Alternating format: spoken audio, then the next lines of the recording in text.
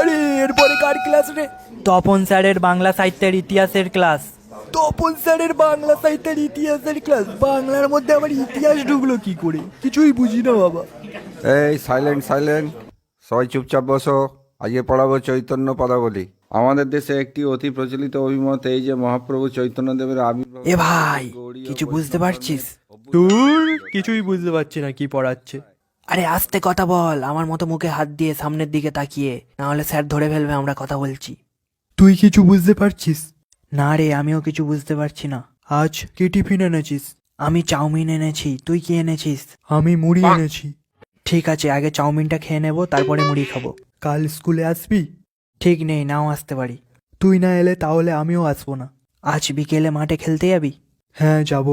দূর, ভালো লাগছে না ক্লাস করতে। আজ টিফিনে বাড়ি চলে যাবি? হ্যাঁ গেলেও হয়। তাহলে লুকিয়ে দুজনে টিফিনে বাড়ি চলে যাব। এই এই কে কথা বলছিস রে? স্যার, পেছনে সুমন আর অর্ঘ্য কথা বলছে।